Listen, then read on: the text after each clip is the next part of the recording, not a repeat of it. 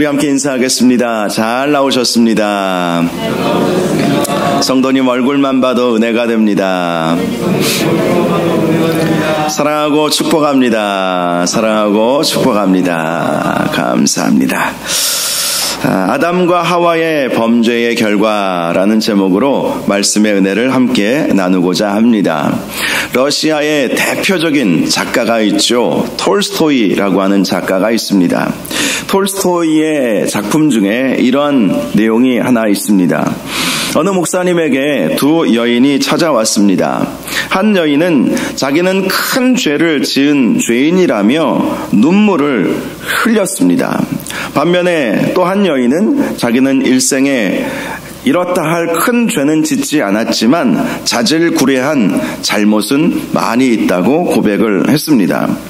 그래서 목사님은 이 두 여인에게 이렇게 말했습니다. 당신들이 들 수 있는 가장 큰 돌멩이를 가지고 오십시오. 그리고 당신은 이 큰 죄를 지었다고 말한 그 여인에게 큰 돌덩어리를 가져오라고 이야기했고, 또 작은 자질구레한 죄를 지었다고 한 이 여인에게는 당신은 작은 돌멩이들을 치마폭에 가득 채워 오시오, 이렇게 부탁을 했습니다. 한참 후에 두 여인은 목사님이 시키는 대로 했습니다. 한 여인은 커다란 바윗돌을 낑낑거리면서 옮겨왔고, 또 다른 여인은 세알 만한 작은 돌들을 치마폭에 가득 주워 오게 되었습니다.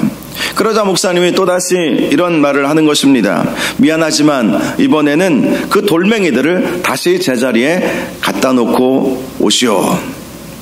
결국 큰 바윗돌을 가져온 여자는 다시 낑낑거리면서 바윗돌을 제자리에 갖다 놓았습니다. 어디서 가지고 온 것인지 분명히 알 수 있었기 때문에 정확하게 그 자리에 갖다 놓았습니다.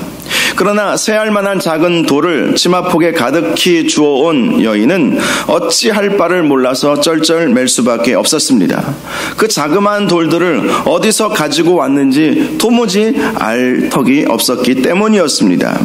그때 목사님이 작은 죄만 지었다는 여인에게 이런 말을 해주었습니다. 바로 그것이 문제입니다. 하나님께 지은 죄도 바로 이런 것입니다. 당신은 하루하루 이러저러한 죄를 지었으면서도 그것이 큰 것이 아니라고 생각하면서 하나님 앞에 회개하지 않았습니다.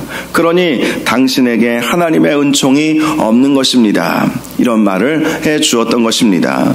작은 하나하나의 죄라도 우리는 회개할 필요가 있는 것이죠. 그것이 우리에게 오는 하나님의 은혜, 하나님의 축복을 막는 장애물이 될 수 있기 때문인 것입니다. 이 이야기의 교훈은 우리의 삶에 있어서 크고 작든 회개의 삶을 사는 것이 너무나도 중요하다는 것을 교훈해 주고 있습니다. 우리의 죄가 커서 회개하는 것이 아니라 작아도 회개하는 것이 너무나도 중요한 것이죠. 큰 죄를 지었으면 당연히 우리가 회개해야 되겠지만 우리의 일상생활 속에서 지은 작은 죄 하나하나까지도 우리는 하나님 앞에 날마다 회개하는 삶을 살아야 하는 것입니다.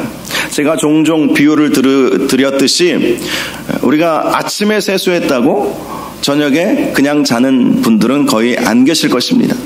저녁에 세수하고 주무셨다고 아침에 출근할 때 그냥 맨 얼굴로 나가시는 분들은 안 계실 것입니다. 날마다 아침 저녁으로 세수하고 손을 씻고 몸을 씻지 않습니까? 왜 그렇습니까? 하루를 살아가면서 또 밤새 잠을 자면서 나도 모르게 땀이 흐르지 않습니까? 그런 것들을 다 닦아내기 위해서 아침에도 세수하고 저녁에도 세수하는 것 아니겠어요?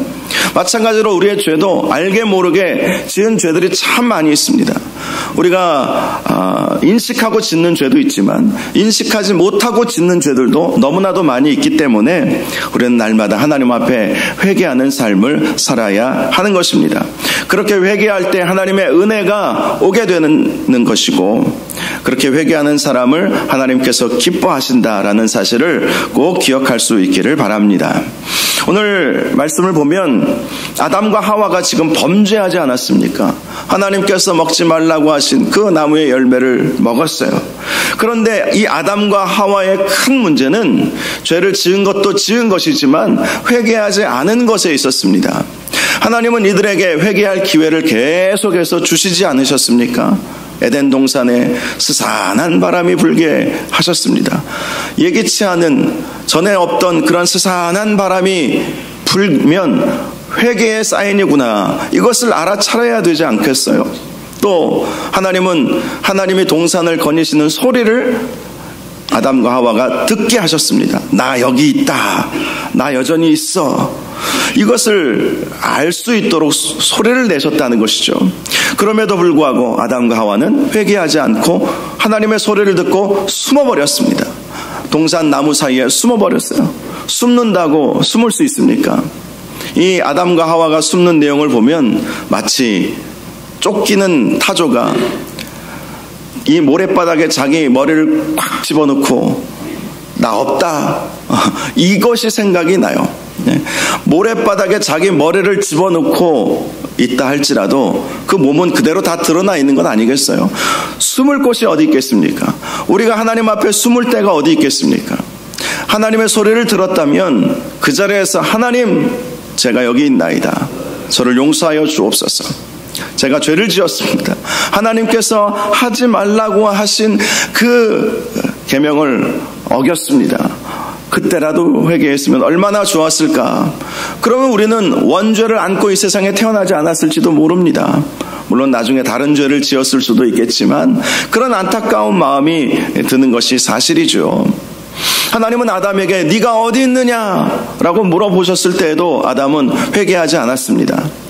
네가 어디 있는지 하나님께서 모르셔서 네가 어디 있느냐라고 물어보셨겠습니까? 어디 있는지 다 알죠. 어디에 숨었는지 다 알죠. 그런데 우리 하나님께서 그런 질문을 하신 것, 네가 어디 있느냐라고 물어보시는 것은 회개하라는 사인 아니겠습니까? 그럼에도 불구하고 아담과 하와는 계속해서 회개하지 않게 되었던 것입니다. 결국 하나님은 아담과 하와 그리고 이들을 유혹했던 뱀에게 징계를 내리시게 되었던 것이 오늘 말씀에 나와 있는 것입니다. 먼저 14절을 보면 하나님은 뱀에게 징계의 말씀을 주셨습니다. 네가 이렇게 하였으니 네가 모든 가축과 들의 모든 짐승보다 더욱 저주를 받아 배로 다니고 살아있는 동안 흙을 먹을지니라. 아담과 하와의 타락은 모든 가축과 들의 모든 짐승에게도 부정적인 영향을 미쳤습니다. 왜냐하면 하나님께서 인간에게 모든 만물을 다스릴 권세를 주시지 않았습니까? 그리고 그 권세와 함께 세상 모든 만물을 다스릴 수 있는 지혜도 주셨어요. 아담과 하와는 하나님의 형상과 모양으로 창조되었기 때문에 하나님을 닮은 지혜자들이었습니다. 엄청난 지혜의 소유자들이었던 것이죠. 그러나 죄를 지음으로 말미암아 그 하나님의 형상에 손상이 오게 된 거예요. 그러니 이전에는 정말 이 동물들을 또 세상 모든 만물들을 하나님의 지혜로 제대로 정말 온전히 잘 다스릴 수 있었지만 그렇게 할 수 없게 되어버린 것입니다. 그러니 동물과 또 세상 모든 만물이 이 사람에 의해서 파괴되는 그런 일들이 벌어지게 되는 것이죠. 그전에는 아담과 하와는 정말 아름답게 세상 모든 만물을 다스렸습니다. 하나님의 지혜로 잘 다스렸어요. 그런데 죄지음으로 말미암아 지혜가 완전히 손상되어 버린 것입니다. 돌이킬 수 없는 손상이 이루어지게 된 것이죠. 그러니 사람이 하는 짓이 제대로 될 일이 뭐가 있겠습니까? 얼마 전에 이런 기사를 본 적이 있습니다. 지금 지구온난화로 인해서 많은 어려움이 있지 않습니까? 지구온난화를 일으키는 주 원인은 이산화탄소 배출이 증가되고 있기 때문이라고 합니다. 이산화탄소가 결국 지구온난화를 일으킨다는 것이죠. 그런데 이 이산화탄소를 가장 많이 배출하는 주 원인이 무엇인지 아십니까? 많은 분들이, 저도 그렇게 생각을 했어요. 자동차가 많아져서 그런 것이다. 공장이 많아져서 그런 것이다. 거기서 내뿜는 매연들, 연기들, 그런 것들이 이산화탄소를 증가하게 해서 결국 오존층이 파괴가 되고, 그래서 지구온난화 현상이 일어나는 것이다. 그렇게 저도 생각하고 많은 분들의 생각을 그렇게 합니다. 그런데 실제로는요, 그렇지 않다고 해요. 이 이산화탄소를 가장 많이 배출하는 그 원인이 무엇이냐면 소의 방귀라고 합니다. 놀라시는 분들이 몇 분 계신데요. 소의 방귀가, 그 뿡 끼는 그 방귀에서 나오는 그 이산화탄소가 지구온난화의 주범이라는 거예요. 가장 많은 이산화탄소를 배출한다는 거예요. 믿거나 말거나 하시는 분들이 계신데 한번 찾아보십시오. 실제로 그렇답니다. 이 말은 소가 이 세상에 그만큼 많다는 거예요. 엄청나게 많다는 거예요. 생각보다 많다는 것입니다. 아르헨티나만 가보아도요, 정말 광활한 땅에 소들이 가득 차 있습니다. 여러분, 왜 소가 그렇게 많은지 아세요? 저도 소고기를 좋아하지만 호주산, 미국산, 남미 아르헨티나산, 여러 지역에서 소를 키우죠. 소를 왜 사람들이 많이 키웁니까? 소고기가 맛있어서. 그 소고기를 먹기 위해서 소를 그렇게 키우는 거예요. 그런데 그 소가 내뿜는 그 방귀가 이산화탄소가 가장 많이 나오는 그 원인이 될 줄 누가 알았겠습니까? 그냥 맛있게 먹을 줄만 알았지. 사람의 이 지혜가 손상이 되니까 더 큰 앞을 내다보지 못하는 거예요. 더 큰 미래를 내다보지 못하는 거예요. 우리도 우리 후손을 생각해야 되지 않겠습니까? 우리 후손을 생각하면 더 큰 미래를 바라보면서 정부의 정책도 개발을 하고 또 우리의 삶도 나름대로 생각하면서 그렇게 살아야 되는데, 지혜가 손상이 되어버리니까 당장 내 눈에 앞에 있는 것만 보는 것입니다. 여러분, 코로나 때문에 우리가 얼마나 힘들었어요. 제가 자주 말씀드리잖아요. 왜 코로나 바이러스가 우리 인간 사회에 들어오게 되었습니까? 이 코로나 바이러스의 이 오리지널, 이 바이러스는요, 원래 동물들 사이에 있었던 바이러스라고 하지 않습니까? 그런데 인간이 무분별하게 밀림을 개발하고 자연을 개발한다고 해서 깊숙한 숲속까지 들어가서 그런 야생 동물들과의 접촉을 통해서 야생 동물들 사이에 있었던 그 바이러스가 우리 인간 사회에 들어오게 되고 변형을 일으켜서 우리의 호흡기를 망치게 하는 그런 일들이 있지 않았어요. 여러분, 이것이 무엇을 말씀해 주는 것입니까? 인간의 죄악은 우리의 지혜를 완전히 망가뜨려 버렸다는 거예요. 그러니 땅이 저주를 받을 수밖에 없죠. 모든 동물들, 짐승들이 다 저주 가운데 있을 수밖에 없다는 것입니다. 인간의 죄악이 바로 인간에게만 끝나는 것이 아니라 짐승과 모든 들짐승, 가축, 또 모든 만물에게까지도 영향을 미치게 되었다는 것입니다. 그런데 하나님께서 뱀에게 내리신 저주는 그러한 가축과 들의 모든 짐승보다도 더 저주를 받게 되었다는 것이었습니다. 더 저주를 받게 되었다는 것은 뱀이 미천하고 천박한 존재로 전락해 버렸다는 것입니다. 실제로 뱀을 좋아하시는 분들은 많지 않을 거예요. 물론 극히 소수의 분들은 뱀이 몸에 좋다고 뱀 찾으러 다니는 분들이 있을지 모르겠지만 대부분의 사람들은 뱀을 좋아하지 않습니다. 징그럽게 느끼고 뱀에게 있는 독 때문에 뱀을 꺼려하게 되죠. 본래 창조시대 때, 창조 처음에는 뱀은 그렇지 않았습니다.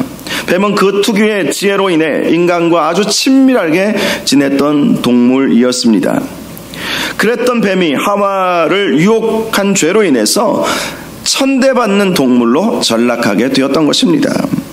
뱀이 받게 된 징계는 그가 배로 다니고 살아있는 동안 종일토록 흙을 먹어야 한다는 것이었습니다. 배로 다닌다, 기어 다닌다는 것이죠. 자, 창조시대 때의 뱀은 지금과는 다르게 이동했다라는 사실을 알 수 있죠. 아마 다리가 있었든지 아니면 날개가 있었든지 지금과는 확연히 다른 모습을 하고 있었을 것입니다.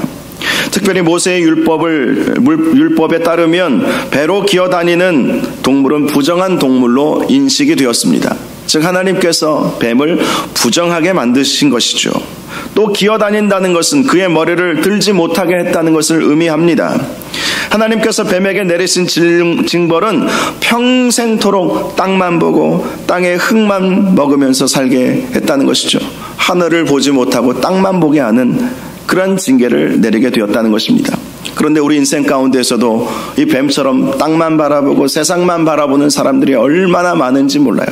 위의 것을 찾아야 함에도 불구하고 땅만 보며 사는 것, 이 세상의 것만 보며 사는 것, 그것이야말로 가장 비천한 존재인 것입니다.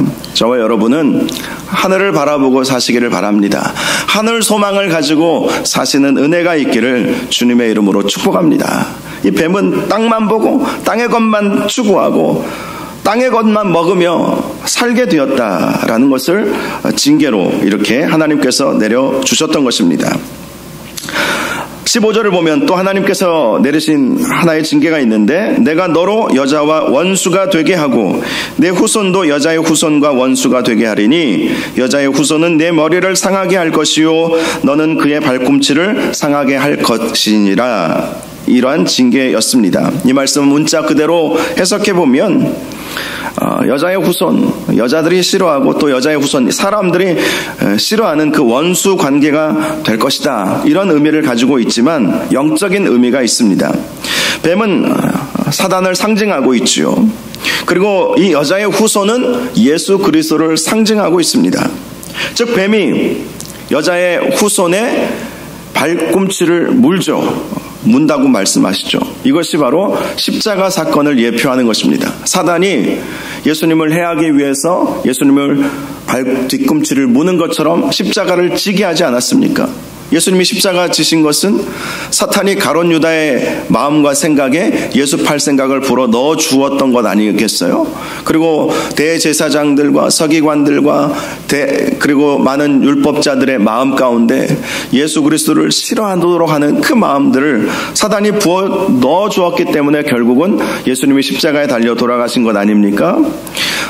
이렇게 뱀의 후손이 뱀이 여자의 후손의 발꿈치를 물 것이지만 여자의 후손은 뱀의 머리를 짓밟게 될 것이다, 이 말씀을 하고 있는 것입니다. 예수 그리스도의 궁극적인 승리를 말씀해 주는 것입니다. 그래서 이 말씀 창세기 3장 16절 3장 15절 이 말씀이 원시복음이라고 그렇게 우리가 받아들이고 있는 것이죠.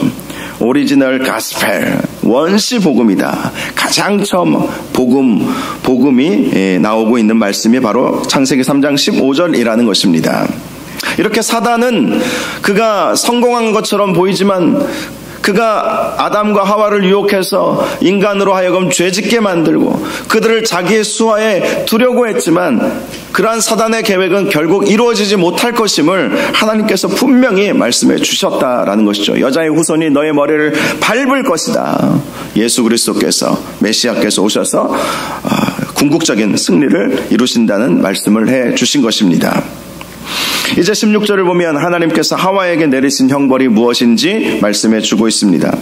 또 여자에게 이르시되 내가 네게 임신하는 고통을 크게 더하리니 내가 수고하고 자식을 낳을 것이며 너는 남편을 원하고 남편은 너를 다스릴 것이니라 하시고, 이 말씀을 통해서 여자가 당하게 되는 죄의 형벌이 무엇인지 세 가지를 발견할 수가 있습니다. 첫째는 임신과 출산의 고통을 크게 더하셨다라는 것입니다.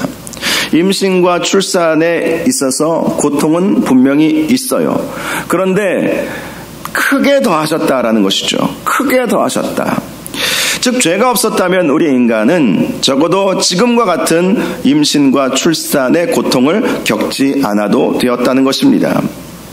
물론 동물들을 보아도 임신과 출산의 과정이 힘든 것은 사실이죠. 그러나 그 동물들은 인간만큼 힘들지는 않습니다. 그런데 우리 인간은 죄를 지음으로 인해서 여인들이 임신의 모든 과정, 10개월 동안 아이를 품고 있을 때, 또 그 아이를 출산하는 그 과정, 출산뿐입니까? 출산뿐입니까? 그 아이를 키우는 모든 과정도 얼마나 힘든지 몰라요. 우리 인간은. 동물들은 보면 태어나자마자 걷더라고요. 태어나자마자 걸어요. 그런데 우리 인간은 1년은 돼야 걷지 않습니까? 걸으면 다 끝납니까? 이제 뛰어다니면 그 아이들, 뛰어다니는 아이들 쫓아다닌다고, 붙잡으러 다닌다고 혹시나 다칠까봐 노심초사하고, 그렇게 아이를 유치원도 보내고 또 초등학교도 보내고 시집장가 보내도 늘 우리 마음속에 자녀들에 대한 혹시나 잘못되지는 않을까, 좀 더 잘 돼야 될 텐데 하는 그런 마음들이 늘 우리가 가지고 있지 않습니까? 그것이 죄를 지음으로 하나님과 멀어진 우리 인간의 모습이 되어버린 거예요. 하나님께 전적으로 맡기지 못하는 것이죠. 자녀의 문제에 있어서도 하나님께 전적으로 못 맡기는 거예요. 못 맡기니까 늘 불안한 거예요. 애를 내놔도 불안하고, 집에 데리고 있어도 불안하고, 시집장가 보내도 불안하고, 시집장가 보내서 손주들 낳아도 불안하고, 눈 감을 때까지 불안한 거예요. 왜 그렇게 불안하게 되었겠습니까? 하나님께 전적으로 맡기지 못한 것입니다. 왜 하나님께 못 맡겨요? 죄 때문에 그런 거죠. 죄가 하나님과 우리 사이를 가로막아 버렸기 때문에 자녀에 대해서는 늘 근심 걱정이 사라지지 않는 것입니다. 그러한 것이 바로 죄로 인한 형벌이라고 말씀을 하는 것이죠. 두 번째는 남편을 원한다라는 것입니다. 남편을 원한다는 것은 남편의 지위를 원한다라는 것입니다. 이 원한다라는 히브리어는 욕심을 내다, 이런 의미를 가지고 있습니다. 그냥 원하는 정도가 아니라 욕망의 눈으로 남편의 지위를 원한다는 거예요. 하나님께서 이 아담과 하와의 범죄로 인해서 이 둘의 차등을 두시지 않았습니까? 다르게 하신 것이죠. 창조시대 때 남자와 여자는 평등한 존재였습니다. 왜냐하면 그 둘은 한 몸이었기 때문에 차별이 있을 수 없었습니다. 그런데 하와의 범죄로 인해서 그녀의 눈이 죄의 세계에 떠지게 된 것입니다. 그리고 남편과 자신을 비교하기 시작하게 되었습니다. 그러면서 남편에게는 있지만 자기에게는 없는 것들을 보게 된 것이죠. 그리고 왜 나는 저 사람에게 있는 것이 나에게는 없을까? 사실 남자와 여자는 다르죠. 많은 것에 있어서 다릅니다. 다른 것은 틀린 것이 아니죠. 그런데 그것을 틀리게 보는 거예요. 잘못된 것으로 보는 거예요. 남자와 여자가 분명히 다릅니다. 다른 것은 틀린 것도 아니고 잘못된 것도 아닙니다. 그런데 그것이 잘못되어 보이는 것입니다. 이 차이는 우열을 비교할 수 있는 것도 아닙니다. 그런데 이제 여자도 마찬가지고 남자도 마찬가지겠지만 특별히 여인들이 남자를 보면서 다름을 잘못된 것으로 인식하게 되는 그런 일들이 벌어지게 된 것이죠. 그래서 남편을 보면서 만족함을 누리지 못하고 불평거리만 찾게 되는 상태가 되어버린 것입니다. 오늘날에도 은혜가 없으면 남편을 보면 늘 불만거리만 보여요. 제 아내가 지금 이 자리에 없어서 얼마나 감사한지. 이 은혜가 없으면 남편이 정말 남편에 대한 불만, 불평거리만 보일 수밖에 없어요. 죄된 인간의 본성이 바로 그런 것입니다. 그런데 은혜가 있으면 남편이나 나나 우리는 한 몸이야. 남편을 비난하면 나를 비난하는 거예요. 둘이 한 몸을 이룰지니라 이렇게 말씀하고 있기 때문에 남편을 비난하면 그 비난이 결국 나를 비난하는 것 아니겠어요? 그것이 느껴지지 않게 되는 것입니다. 그러니 가정 안에 늘 불평, 불만이 쌓여가는 것이죠. 세 번째는 남편의 다스림을 받게 되었다라는 것입니다. 다스림을 받게 되었다는 것은 하나님께서 아담과 하와에게 주신 이 다스림의 권세를 이 하와가 박탈당하게 되었다는 것입니다. 하나님은 아담과 하와 모두에게 세상 모든 만물을 다스리는 통치권을 주셨습니다. 그런데 하와에게서 그 통치권을 박탈하셨다라는 거예요. 그러니 남편에게는 그 통치권, 불완전하지만 그 통치권을 남편이 가지고 있는 것을 보면서 늘 불평하고 늘 그것이 마음에 걸리고 그래서 늘 이것이 갈등하게 된다는 거예요. 남편의 자리를 원하지만 남편의 다스림을 받을 수밖에 없게 된다라는 것을 말씀하시는 것입니다. 본래 아담과 하와는 서로 존귀히 여기고 서로 아끼고 사랑하는 관계였습니다. 아담이 하와를 볼 때 뭐라고 고백했습니까? 이는 내 뼈 중에 뼈요 살 중에 살이로다. 당신은 나의 핵심이야, 나의 중심이야, 나는 당신 없이는 못 살아.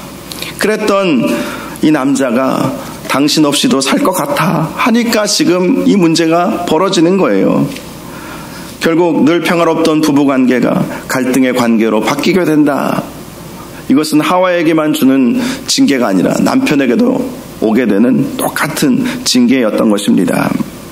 죄로 인해서 가정 안에 불화가 생기게 된 거예요.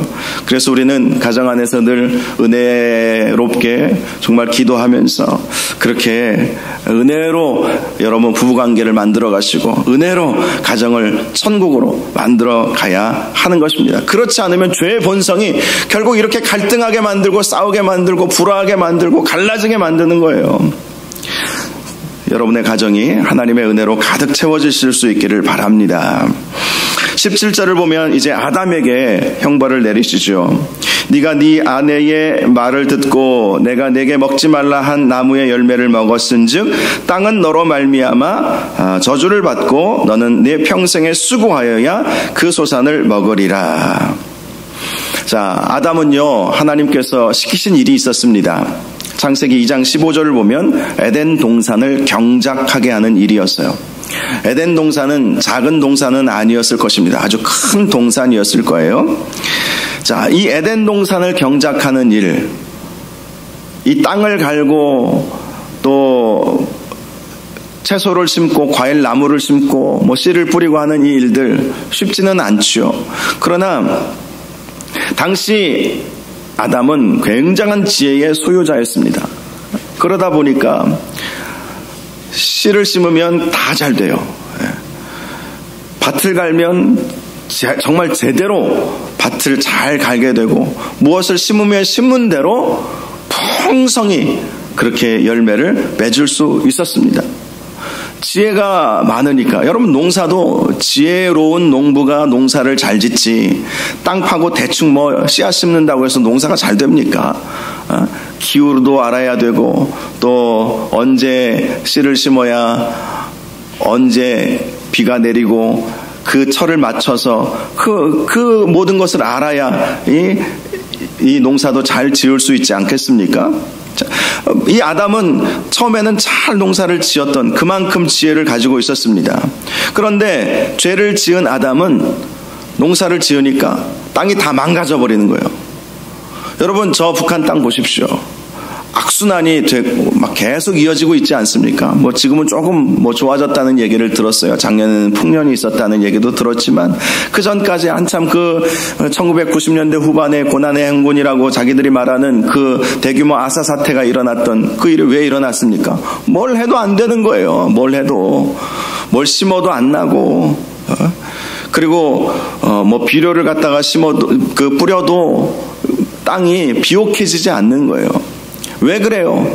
죄 지은 인간이 하는 일은 안 되는 거예요. 죄 지은 인간이. 아담은 죄를 지어서 그 지혜가 손상이 되었기 때문에 뭘 해도 안 되는 거예요. 결국 18절을 보면 그 땅은 가시덤불과 엉겅퀴를 내지 않습니까? 그전에는 전혀 이런 일이 없었어요. 그런데 사람이 이 세상 모든 만물의 통치권을 가지고 있는 그 사람이 죄로 인해 타락되어 버리니까 뭘 해도 안 되는 거예요. 다 망쳐버리는 거예요. 여러분 은혜가 없으면 뭘 해도 안 됩니다. 죄가 있으면 뭘 해도 안 되는 거예요. 그래서 우리가 회개해야 하는 것입니다. 회개하면 우리 주님께서 우리를 불쌍히 여겨주셔서 우리에게 은혜를 베풀어 주시고 우리가 하는 모든 일들마다 하나님의 은혜를 우리에게 주시지 않겠습니까? 죄 지은 인간은 뭘 해도 안 되는 거예요. 당장 잘 되는 것 같아도 결말이 안 좋아요. 그런 경우를 우리가 많이 보지 않습니까? 그래서 우리는 죄의 상태로 살아갈 수 없어요. 죄의 상태로 살아가면 뭘 해도 안 되는 것입니다. 하나님께서 이 아담에게 내리신 이 형벌은 흙으로 돌아갈 때까지 네 얼굴에 땀을 흘려야 겨우 먹고 살 것이다. 19절에 그렇게 말씀을 하고 있습니다. 겨우 먹고 살 것이다.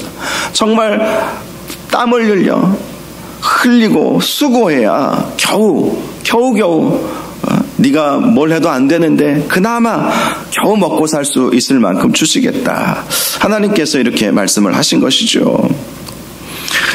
저와 여러분이 이러한 죄의 쇠사슬을, 이 죄의 고리를 끊어버리시고 뭘 해도 잘 되는 저와 여러분들 되시기를 바랍니다.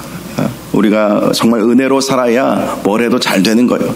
하나님께서 이 아담과 하와에게 내리신 이 징벌은요, 우리가 이렇게 살 수밖에 없다는 것을 말씀하시기 위함이 아닙니다. 이러한 죄의 결과가 있으니 회개하고 살라는 건 아니겠어요? 회개하고 살면 비록 아담과 하와에게 이러한 고통이 있다 할지라도 하나님의 은혜로 그 모든 것들을 다 덮어버리신다는 그런 말씀을 해주고 있는 것입니다. 그래서 우리가 은혜로 사는 것이 참 중요합니다. 하나님 앞에 회개하고 하나님의 은혜를 받아 사는 저와 여러분들이 되어야 할 것입니다. 자, 20절을 보니까 아담이 그의 아내의 이름을 하와라 불렀으니 그는 모든 산자의 어머니가 됨이더라 라고 말씀합니다. 바로 이 말씀이 원죄 교리의 근거가 되는 말씀이죠. 원죄가 무엇입니까? 아담과 하와의 범죄가 후손들에게 전가되어 우리는 태어나면서부터 죄의 본성을 가지고 태어났다. 이것이 원죄 교리죠. 즉 하와가 모든 산자의 어머니가 되었으므로 우리 인간은 하와가 지은 죄를 가지고 이 세상에 태어날 수밖에 없었다는 것이죠. 사도 바울은 로마서 5장 12절에 이렇게 말씀했습니다. 그러므로 한 사람으로 말미암아 죄가 세상에 들어오고 죄로 말미암아 사망이 들어왔나니 이와 같이 모든 사람이 죄를 지었으므로 사망이 모든 사람에게 이르렀느니라. 하나님께서 아담에게 너는 흙이니 흙으로 돌아가라. 이것은 죽음을 말하는 것이죠. 흙으로 돌아가는 것은 아담뿐만이 아니라 하와도 마찬가지고 모든 사람들이 다 흙으로 돌아갈 수밖에 없게 되었다라는 것입니다. 죄로 인해서 그 형벌이 바로 사망이라는 것이죠. 결국 우리는 죽을 수밖에 없는 존재이며 죽을 때까지 땀 흘려 일할 수밖에 없는, 그래도 겨우 먹고 사는 징계를 받게 되었던 것입니다. 그러나 여러분 21절을 보면 그 가운데에서도 하나님께서 주시는 은혜가 있죠. 여호와 하나님이 아담과 그의 아내를 위하여 가죽옷을 지어 입히시니라. 아담과 하와는 자신들의 수치를 가리기 위해서 무화과 나무 잎을 엮어서 치마를 삼았습니다. 그런데 그 무화과 나무 잎이라는 것이 금방 날아가 버리는 건 아니겠습니까? 즉 우리 인간은 우리의 노력으로 우리의 죄를 가릴 수 없다는 것입니다. 그런데 하나님께서 그런 아담과 하와를 위해서 가죽옷을 지어 입혀주신 것이죠. 그 가죽옷으로 죄를 가릴 수 있게 해주신 것입니다. 이 가죽옷은 구약시대의 속죄 제사의 원형입니다. 왜냐하면 가죽옷을 지어 입히시기 위해서는 희생 제물이 필요했기 때문이죠. 속죄제라고 하는 것은 우리 인간의 죄를 용서받기 위해서 짐승 하나를 택하고 거기에 죄 지은 사람이 안수를 하죠. 그리고 그 죄를 전가시키는 행위를 하는 거예요. 그리고 그 짐승을 각을 뜨고 내장을 빼내고 그리고 번제로 하나님 앞에 올려드리면 죄 용서함을 받는 방법을 하나님께서 제시해 주셨습니다. 가죽옷을 입히시기 위해서 바로 이러한 희생 제물이 필요했던 것이죠. 더 나아가 이 가죽옷은 앞으로 오실 예수 그리스도 메시아를 예표하는 사건이기도 했습니다. 하나님은 우리의 죄를 대신하여 예수 그리스도를 십자가에 달려 죽게 하심으로 영원한 속죄 제물로 삼으신 것이죠. 그리고 우리는 예수 그리스도로 옷 입게 하셨습니다. 가죽옷이 바로 예수 그리스도로 옷 입을 때에 우리의 죄와 우리의 수치가 가려지게 된다. 이것을 상징하고 있는 것입니다. 인간이 죄짓고 저주를 받았지만 하나님께서는 그 가운데에서도 은혜를 베풀어 주신다는 것을 우리에게 말씀해 주고 있어요. 그래서 우리가 죄인으로서 우리가 많은 심판을 또 환난을 받을 수밖에 없지만 예수 그리스도로 옷 입을 때 우리가 우리의 모든 죄가 가리워지고 하나님의 은혜와 하나님의 축복으로 우리가 살아갈 수 있게 된다는 사실을 오늘 이 말씀을 통해서 발견할 수가 있게 되는 것입니다. 22절 보면 삼위일체 하나님께서 아담과 하와의 범죄 이후에 이런 상의를 하십니다. 보라, 이 사람이 선악을 아는 일에 우리 중 하나같이 되었으니 그가 그의 손을 들어 생명나무 열매도 따먹고 영생할까 하노라. 삼위일체 하나님이 앞으로 이 문제를 이제 인간을 어떻게 할까 상의를 하셨죠. 그러면서 이들이 죄지은 상태로 생명나무의 열매를 먹고 죄인이 죄의 상태로 영원히 사는 것은 정말 끔찍한 일이 벌어지는 것입니다. 끔찍한 일이 벌어지는 거예요. 히틀러와 같은 사람이 지금도 살아있다면 어떻게 되겠습니까? 정말 그런 잔악무도한 사람들이 지금도 살아있다면 어떻게 되겠어요? 죽지도 않고. 하나님은 그것을 보신 거예요. 그래서 23절을 보면 아담과 하와를 에덴 동산에서 쫓아내시죠. 왜요? 생명나무가 에덴 동산 안에 있기 때문에 에덴 동산에서 쫓아내셨던 것입니다.